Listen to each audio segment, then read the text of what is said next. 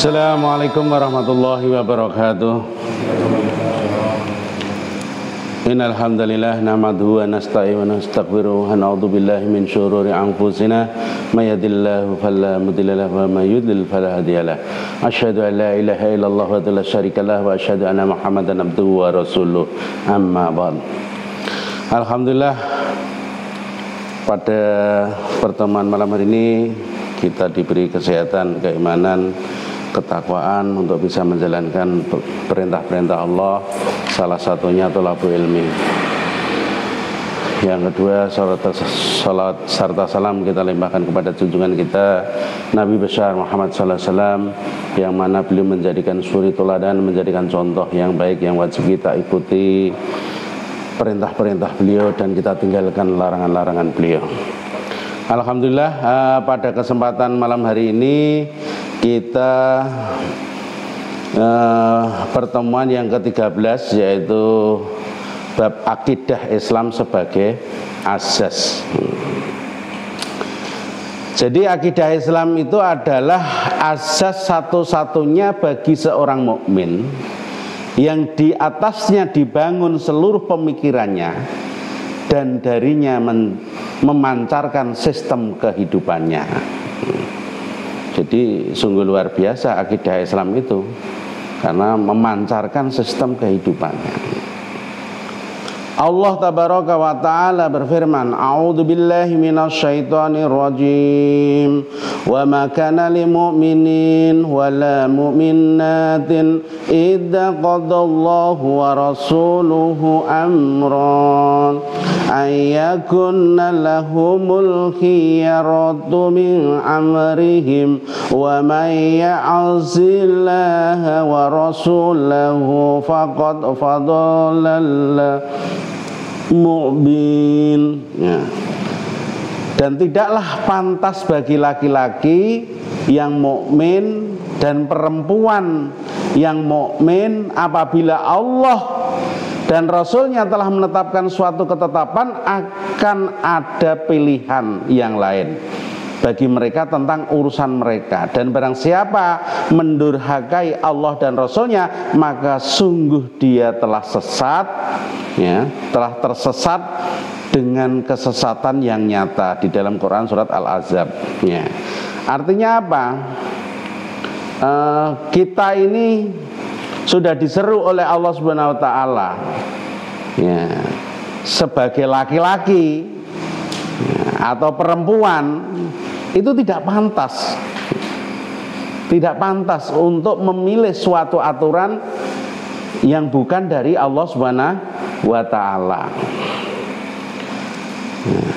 Maka dari Aisyah radhiyallahu an yang berkata Rasulullah sallallahu alaihi wasallam bersabda, Imam An-Nawawi rahimahullah berkata, keberadaan fikrah kuliah sebagai asas maka sesungguhnya ia adalah akidah.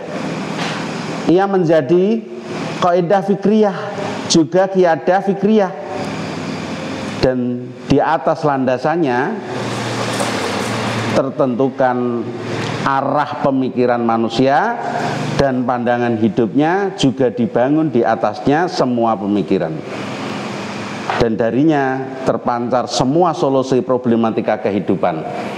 Ya, artinya di sini sangat jelas sekali, segala sesuatu pemikiran, ya, perasaan, secara akidah, keyakinan, manusia itu sudah diatur oleh Allah Subhanahu wa taala. Kalau manusia ingin mencari selain dari Allah Subhanahu wa taala, berarti orang itu apa? Tidak taat kepada Allah. Bisa saja manusia itu tandingan Tuhan. Ya, ini mari kita contohkan. Misalnya ini, ya, ada suatu rapat, ya, rapat pembangunan masjid ini misalnya. Suatu malam warga di suatu RT itu berkumpul untuk mendiskusikan pentingnya pembangunan masjid agar warga bisa sholat 5 waktu secara berjamaah. Ini suatu contoh. Nah, ada juga yang dibahas dengan arah masjid. Nah, pertanyaannya, apakah boleh dimusyawarahkan arah masjid itu? Nah, jawabannya apa? Ya tidak, tentu tidak. Karena masjid sudah ditetapkan Allah SWT harus mengarah ke kiblat. Itu jelas. Lah apa jenenge arah masjidnya iki kudu madhep ngetan, kudu madhep kulon, ya kan nggak boleh seperti itu. Maka jumlah, ya ini ada contoh lagi. Apakah jumlah tiang penopang masjid tadi apakah boleh dimusyawarahkan? Ya, misalnya iki cagak loro iki cagak telu nah penopangnya seperti itu. Ya tentu tidak. Maka jumlah tiang masjid yang aman untuk menopang masjid harus ditetapkan oleh ahli bangunannya tadi. Wis enek ahline kok nyapa apa awake ngrembug sing ngono-ngono kuwi ora perlu ngono lho maksudnya. Jadi nggak perlu kita memikirkan yang bukan kewajiban kita untuk berpikir. Terus lagi mungkin warna masjid, apakah boleh dimusyawarahkan nek warnane? Ya tentu boleh. Nah, warnanya boleh. Warna apa yang bagus untuk masjid misalnya boleh dimusyawarahkan oleh warga. Ini suatu contoh pembangunan masjid. Nah, ada contoh lagi hukum jihad. Jihad hukumnya fardu, wajib. Ini tidak perlu dimusyawarahkan karena apa? Hukum jihad sudah ditetapkan Allah SWT. Jihad itu hukumnya jelas. Nek menurut Islam ya gak perlu jihad kan jihad ya jihad.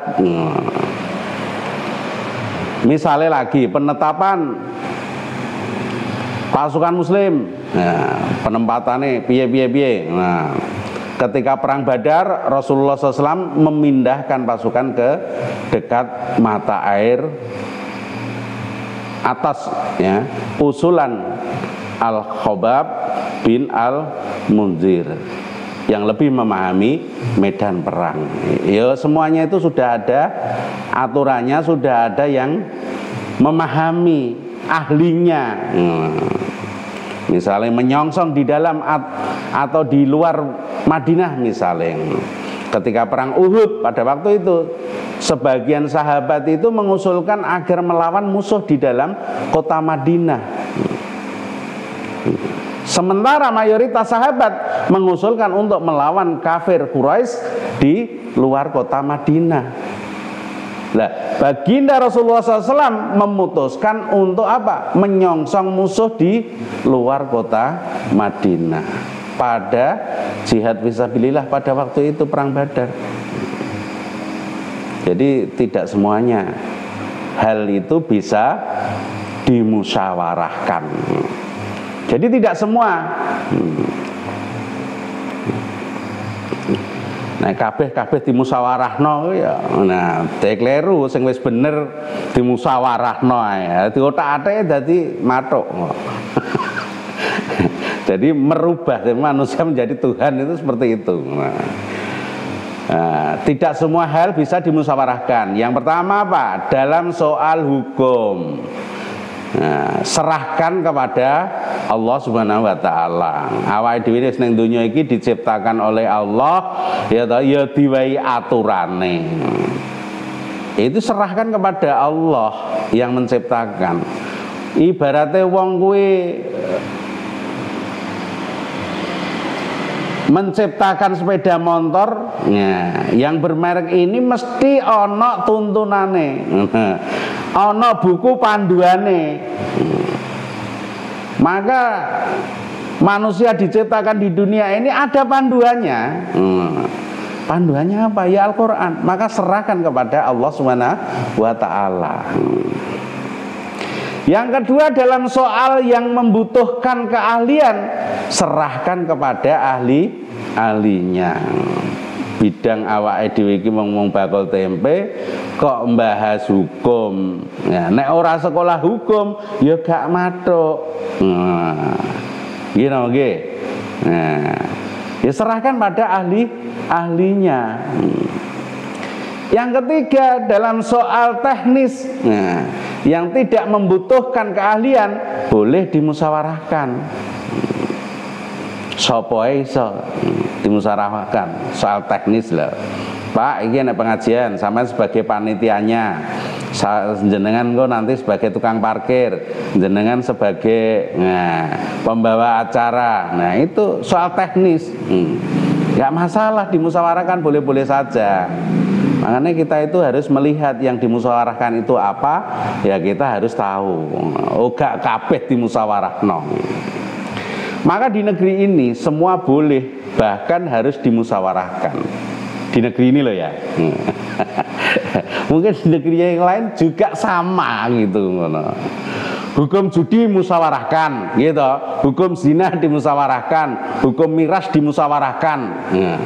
Padahal judi ini dalam Islam jelas itu nggak boleh, hukumnya haram. Hukum zina itu jelas, zina itu haram hukumnya. Nggak perlu dimusyawarahkan kan.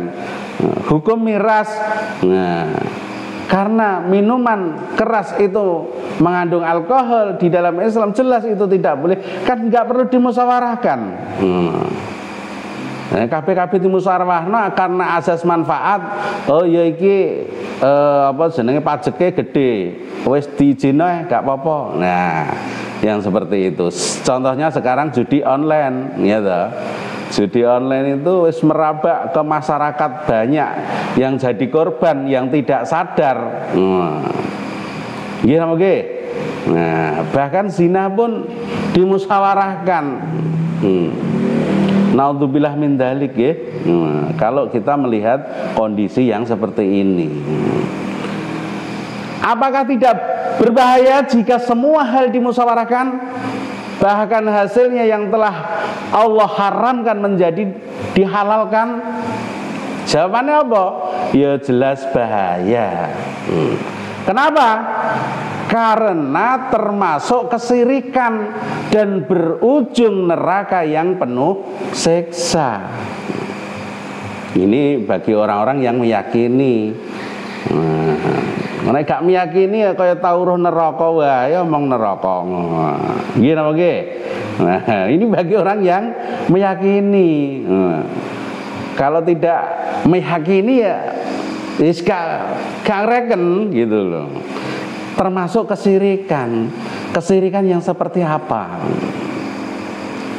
Adakah saat ini manusia yang mengaku sebagai Tuhan dan mampu menciptakan langit, bumi dan seluruh isinya?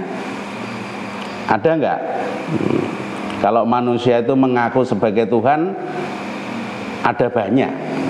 Tapi yang mampu menciptakan tandingan langit, bumi dan seluruh isinya jelas tidak ada.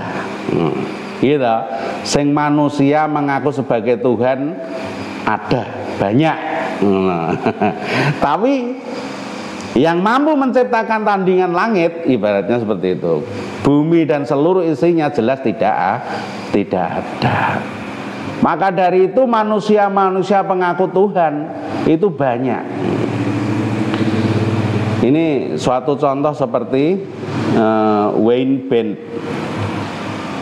Inire Cristo, David Scheller, itu seorang waria. Jadi ada yang mengaku Tuhan.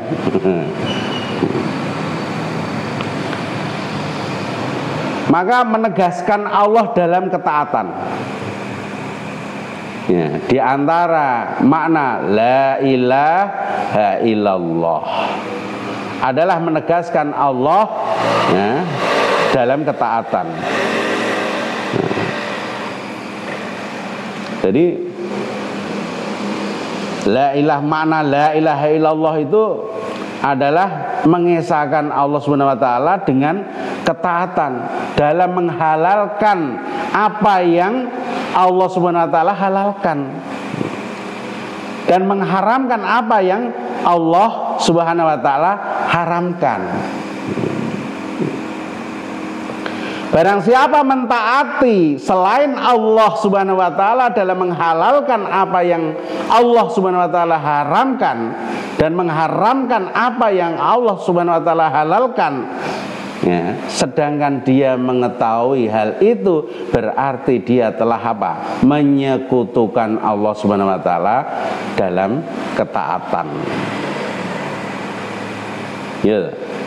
Jadi mentaati selain Allah, ya, barang siapa mentaati selain Allah, selain Allah loh ya, dalam menghalalkan apa yang Allah Subhanahu wa taala haramkan dan mengharamkan apa yang Allah Subhanahu wa taala halalkan. Wong kuwi ketok jelas nek halal kok diharamno, kan ya lucu. Sedangkan dia mengetahui hal itu, ngerti, berarti dia telah apa? Menyekutukan Allah Subhanahu wa taala dalam ketaatan tadi. Nek we ngerti ya posisimu kuwi haram, ya kudu ditinggalno ngono. Tapi awakmu posisi kuwi ngerti halal terus mbok karani haram, ya itu akan dosa besar. Jenengan menyekutukan Allah Subhanahu wa taala dalam ketaatan panjenengan tadi. Hati-hati kita sekarang. Bahkan Tuhan-Tuhan kaum Yahudi dan kaum Nasrani di dalam Quran surat At-Taubah 31, mereka menjadikan orang-orang alimnya dan rohib-rohib mereka sebagai rob-rob selain Allah, dan juga mereka menjadikan Rob Al-Masih putra Maryam, padahal mereka hanya disuruh beribadah kepada Ilah yang Maha Esa. Tidak ada ilah yang berhak ibadahi selain Dia Maha Suci Allah dari apa yang mereka persekutukan. Jadi sangat jelas sekali di dalam Quran surat At-Taubah ini. Nah, bagaimana dengan syirik hukum? Maka dari itu, dari Adi bin Hatim, dia berkata begini, aku mendatangi Nabi SAW sedangkan pada leherku ada kalung atau salib yang terbuat dari emas. Maka beliau bersabda, hai Adi, buanglah berhala itu darimu. Dan aku mendengar beliau membaca ayat Al-Quran dalam surat Baro'ah atau Taubah, yang artinya mereka orang-orang Yahudi dan Nasrani menjadikan orang-orang alimnya dan rohib-rohibnya mereka sebagai rohib-rohib mereka, Tuhan-Tuhan selain Allah. Beliau bersabda, sesungguhnya mereka itu para pengikut tidaklah beribadah kepada mereka, orang-orang alimnya dan rohib-rohib mereka, akan tetapi jika mereka orang-orang alimnya dan rohib-rohib mereka menghalalkan sesuatu untuk mereka, mereka pun menganggap halal jika mereka orang-orang alimnya dan rohib-rohib mereka mengharamkan sesuatu untuk mereka, mereka pun menganggap haram. Ini di dalam hadis riwayat Tirmizi.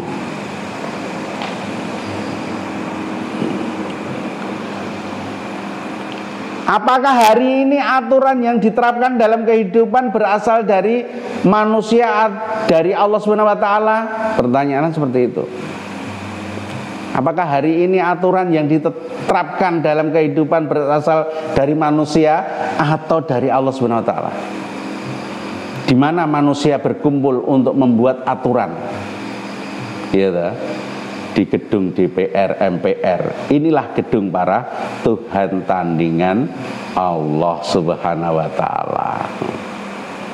Ya, mesti nang gedung. Kenapa?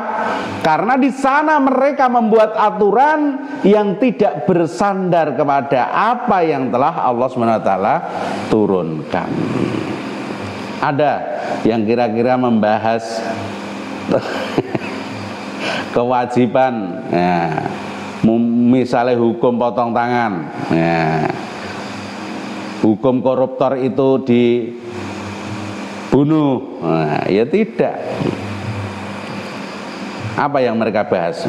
Ya tadi, di muka tadi, hukum zina jelas dimusyawarahkan, ya tak? Hukum apa? Minuman keras, nah, juga bisa dihalalkan yang seperti itu. Naudzubillah min dzalik. Allah itu satu-satunya pembuat hukum, dan hukum Allah satu-satunya yang wajib ditaati. Inil hukmu illa lillah amara alla ta'budu illa iyyah dzalika dinul qayyim. Keputusan itu hanyalah kepunyaan Allah. Dia telah memerintahkan agar kamu tidak menyembah selain Dia, maksudnya Allah. Itulah agama yang lurus. Itu di dalam Quran surat Yusuf. Jadi hukum itu punyaan Allah, bukan punyaan manusia. Maka setiap permasalahan hukum atau keputusan syariat, peraturan, ya, dan takhaddi atau berperkara selayaknya hanya diserahkan kepada Allah semata, bukan diserahkan kepada kehendak manusia yang sering berubah atau atas dasar pertimbangan maslahat yang tidak pasti.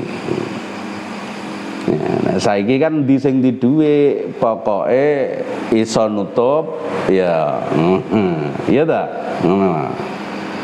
Hukum bisa dibeli sekarang. Banyak contoh-contoh di televisi, di YouTube. Nah, orang yang tidak bersalah menjadi salah. Orang yang korupsi menjadi bebas. Karena tidak menggunakan hukum Allah. Allah Maha tahu yang terbaik untuk manusia.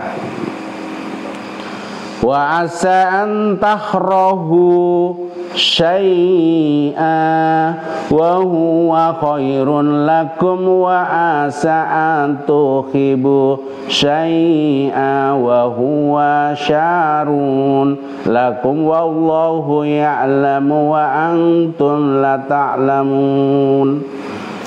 Boleh jadi kamu membenci sesuatu padahal ia amat baik bagimu, dan boleh jadi pula kamu menyukai sesuatu padahal ia amat buruk bagimu. Allah mengetahui sedang kamu tidak mengetahui. Itu di dalam Quran surat Al-Baqarah, gitu. Durung tentu Pak secara ilmu, gitu. Jenengan tidak punya ilmunya, awakmu seneng melakukan yang seperti ini. Nah, tapi aku membenci yang seperti ini. Nah, belum tentu jenengan tahu. Kamu membenci ibaratnya wong ngaji-ngaji, apa iki? Gak masuk. Padahal ia amat baik. Ngono lho. Tapi nek jenengan ngaji entuk ilmu, ya toh? Nah, kok malah dibenci. Ya berarti apa? Salah. Dan boleh jadi pula kamu menyukai sesuatu sing mbok sukai apa? Mungkin bisa juga judi, ya toh? Karena kamu tidak tahu ilmunya, tidak tahu akhirnya yang kamu sukai padahal yang kamu sukai. Nah, padahal ia amat buruk bagimu, jane elek kanggo awakmu. Misale wong iki diperintahno kon menutup aurat. Moh aku apik ngene menurut aku, iya to. Luwih ayu ngene, luwih cantik nek aku semlohe ngene iki, upamane. Tapi kenyataannya apa? Buruk. Nah, amat buruk bagimu yang kamu sukai. Sing sumuk lah, sing apa, nah upamane. Karena Allah mengetahui, sedang kamu tidak mengetahui. Bahkan tidak akan mencium baunya surga orang hitam tidak menutup auratnya. Wong lanang, wong wedok, ngene. Ini diperintahkan karena ada batasan-batasan harus menutup aurat.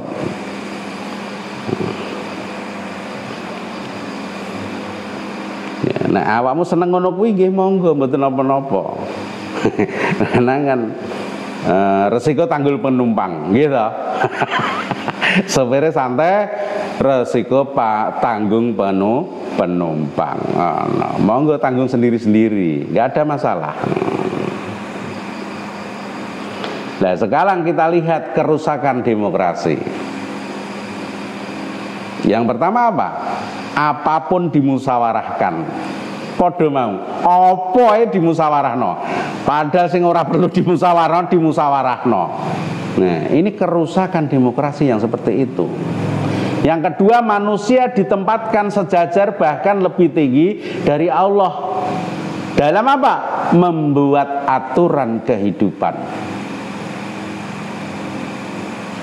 Distandarkan, wani gawe aturan. Nah, ini manusia. Nah, kadang orang-orang itu kadang sok ngerti demokrasi, padahal demokrasi itu seperti apa itu, nah, dia nggak tahu, ngertinya nek mung pilihan, gitu.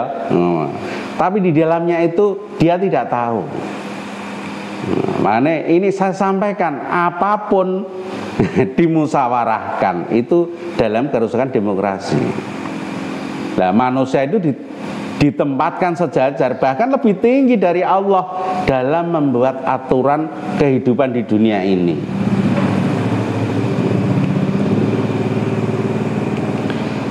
Yang kedua, berujung neraka yang penuh siksaan. Naudzubillah min dzalik. Syirik kezaliman terbesar. Ini syirik kezaliman terbesar. Wa idh qala Luqmanu li ba'nihi wa huwa ya'iduhu ya bunayya la tusyrik billahi inna syirka ladzulma idzim. Dan ingatlah ketika Luqman berkata kepada anaknya, ya, di waktu ia memberi pelajaran kepadanya, ya, hai anakku, janganlah kamu mempersekutukan Allah. Sesungguhnya mempersekutukan Allah itu adalah benar-benar kezaliman yang besar.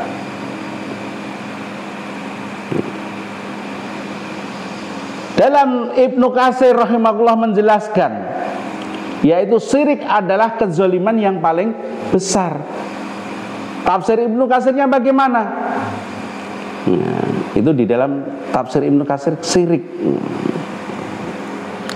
Maka beda syirik dengan kafir tadi. Beda. Syirik itu meyakini dalam hati, ya, ada hukum yang baik selain hukum Islam, ya, sehingga berpandangan memakai hukum Islam boleh, memakai hukum bukan Islam juga boleh. Itu syirik. Nah, kalau kafir meyakini ada yang lebih baik, lebih kompatibel, lebih relevan, ya, dari hukum Islam, itu kafir. Maka orang kafir dan syirik ya, disiksa di neraka selamanya. Ya naudzubillah min dzalik. Innal ladzina kafaru min ahlil kitab wal musyrikin finnar jahannam khalidina fiha ulaika hum sarul bariyah. Ya, sesungguhnya orang-orang yang kafir, ya, yakni ahli kitab dan orang-orang yang musyrik akan masuk ke neraka jahanam. Mereka kekal di dalamnya. Mereka itu adalah seburuk-buruk makhluk. Di dalam Quran surat Al-Bayyinah. Kita harus hati-hati di sini. Kalau kita mengantarkan manusia menjadi Tuhan, memilih wakil rakyat atau penguasa untuk membuat undang-undang yang tidak bersandar kepada Al-Quran dan As-Sunnah, sama artinya dengan apa? Turut serta mengangkat manusia untuk menjadi Tuhan selain Allah Subhanahu wa Ta'ala tadi. Jadi ingat, syirik, kezaliman terbesar. Wala tarkanu illa ladinna dhalamu fatamassakumun nar wa malakum min dunillahi min awliya thumma la tunsarun. Dan janganlah kamu cenderung kepada orang-orang zalim yang menyebabkan kamu disentuh api neraka, dan sekali-kali kamu tidak mempunyai seorang penolong pun selain daripada Allah. Kemudian kamu tidak akan diberi pertolongan. Naudzubillah min dzalik. Itu di Quran surat Hud. Neraka untuk pendukung kezaliman. Hati-hati jenengan. Ya saya ini menyampaikan supaya apa? Jenengan tahu. Wala tarkanu berasal dari kata ar-rukun, yang artinya bersandar dan diam pada sesuatu, serta ridho kepadanya. Allazina dzalamu, orang-orang yang berbuat zalim, yakni ahli perbuatan syirik dan maksiat, orang-orang kasar yang melampaui batas, orang-orang yang berbuat zalim, ya, dengan apa? Kekuatan dan kekuasaan mereka. Itu tafsir Quran surat Hud 113. Maka kita harus hati-hati dalam masalah yang seperti ini. Tidak semua orang mau belajar yang seperti ini. Tidak semua orang yang mau mengetahui yang seperti ini. Ini ilmu Allah. Ilmu dari Allah. Kalau kita tidak benar-benar meyakini, ya akan terjerumus ke dalam neraka jahanam. Naudzubillah min dzalik. Allah Subhanahu wa taala tidak hanya melarang kita berbuat cenderung dan berpihak kepada pelaku perbuatan zalim, tapi juga mengancam dengan siksa yang pedih, ya. Maka Allah Subhanahu wa taala berfirman, "Fatamasukumun nar," maka neraka akan membakar kalian. Ancaman Allah Subhanahu wa taala berupa azab jahanam itu tidak main-main. Ya, mbok anggap main-main monggo. Ini tidak main-main ancaman Allah Subhanahu wa taala itu berupa azab jahanam. Sebab Allah Subhanahu wa taala memberikan keterangan dalam lafaz ancaman sentuhan api neraka itu dengan firman-Nya, "Wa malakum min dunillahi min auliya." yakni tak ada teman kalian yang sanggup menolak azab Allah SWT yang pedih itu. Sungguh luar biasa. Lalu kalian dijauhkan dari pertolongan siapapun, sebagaimana firman-Nya, summa la tusrahun. Ini sebuah solusi, bukan kita menakut-nakuti, tetapi kita itu betul-betul apa? Meyakini, menyampaikan kebaikan.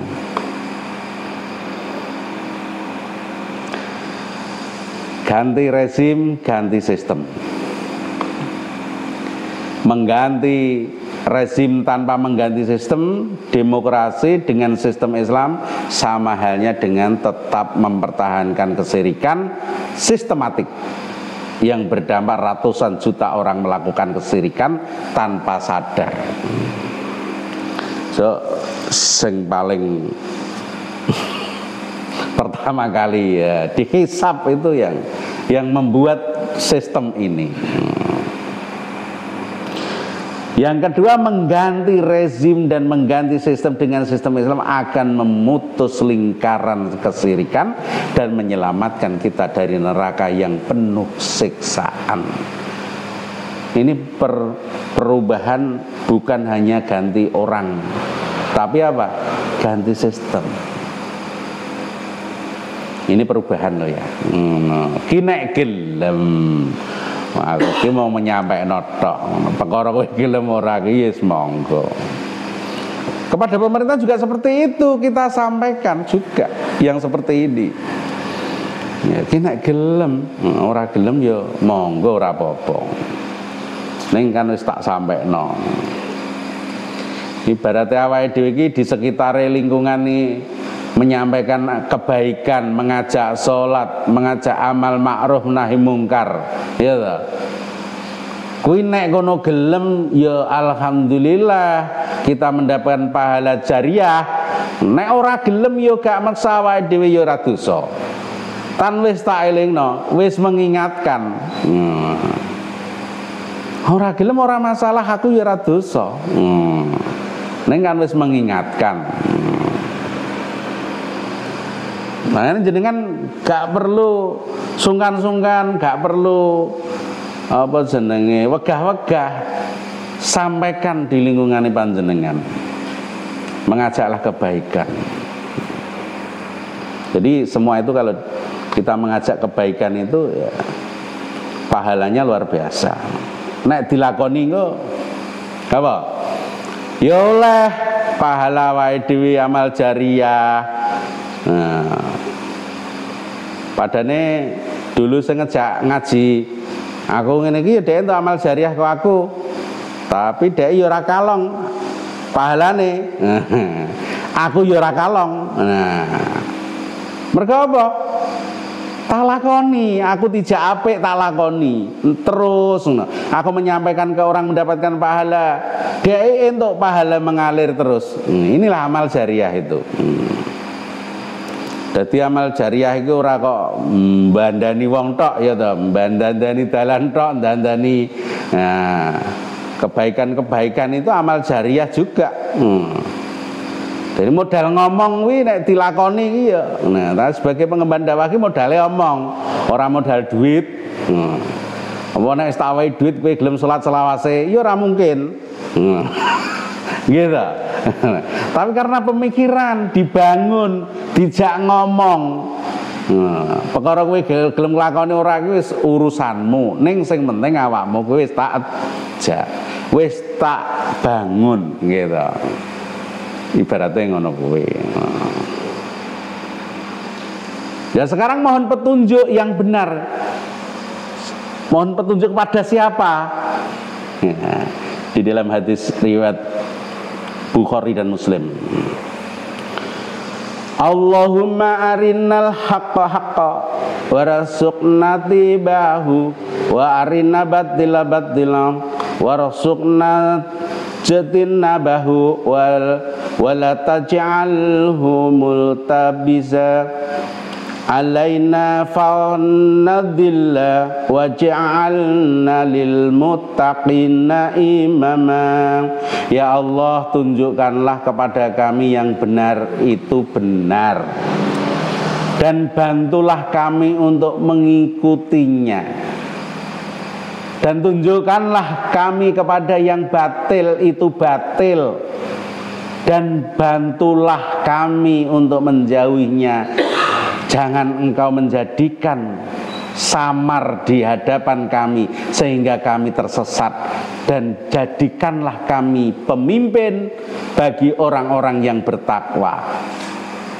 Kine ndonga awake dhewe bar salat minta petunjuk yang seperti ini. Ya mohon kepada Allah, ngono lho, aja wegah-wegah. Mangkane awake dhewe iki diajari kon salat kon ya iku nek ndonga supaya dikabulno, karena waktu-waktu berdoa kita itu dimustajabkan oleh Allah Subhanahu wa taala setelah selesai salat. Salah satunya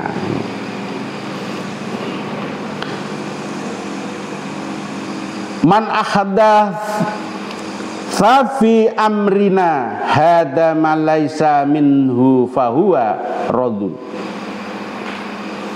Barang siapa yang mengada-ngadakan dalam urusan kami itu sesuatu yang bukan darinya, maka ia tertolak.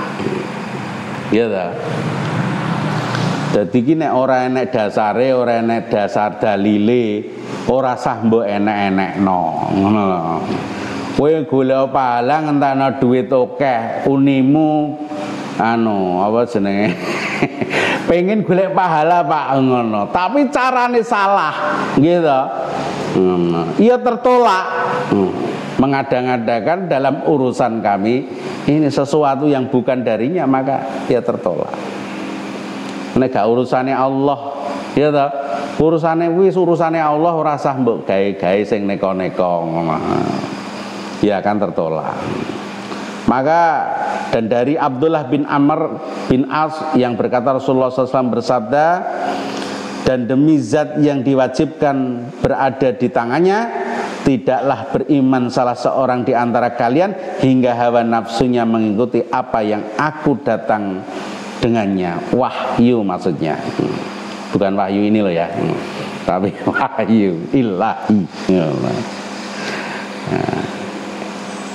jadi kita semua ini memohonlah kepada Allah Subhanahu wa taala supaya dijauhkan dari bala.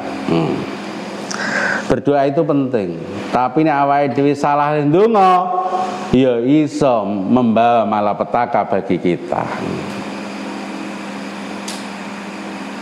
Nggih napa nggih? Nah, maka dari itu belajar agama itu gak enteke, Pak. Ngono. Belajar agama iki berarti sak matine, ngono lho. Nek rong mati ya rong tek. Makanya teruslah belajar tentang agama. Di situ apa saja ada. Masalah apa iki enek. Ora kok moh ngono ngerti aku gak iso nglakoni dosa. Luwung aku gak ngerti. Lah wong sampean ora golek ngerti kuwi dosa kok.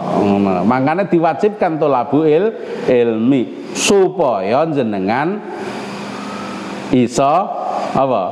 Ngerti. Nek ngerti kuwi salah ya aja mbok lakoni. Ngono Pak.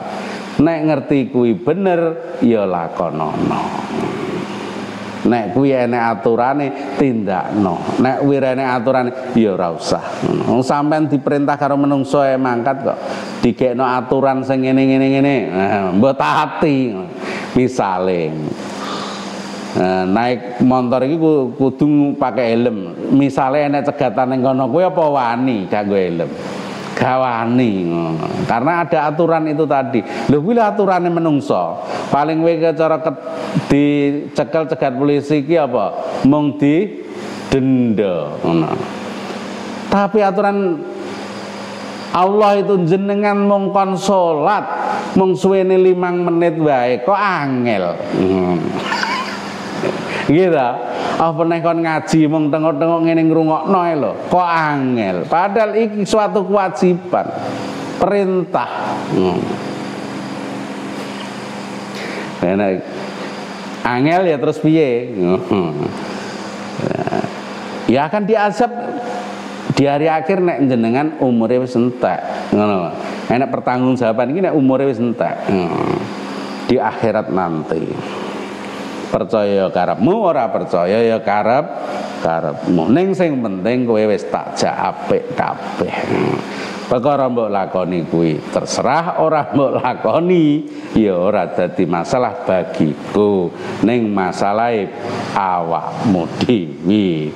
Karena sing lakoni ya awakmu dhewe, ditanggung dhewe. Ora tanggane sing nanggung. Ya, mungkin itu yang bisa saya sampaikan pada malam hari ini. Mudah-mudahan menjadikan manfaat bagi kita. Bahasanya campuran seperti ini panjenengan. Nek gak iso ditampa ya golek aku omong piye to Pak kok bahasane ngene iki. Baik, kita cukupkan. Assalamualaikum warahmatullahi wabarakatuh.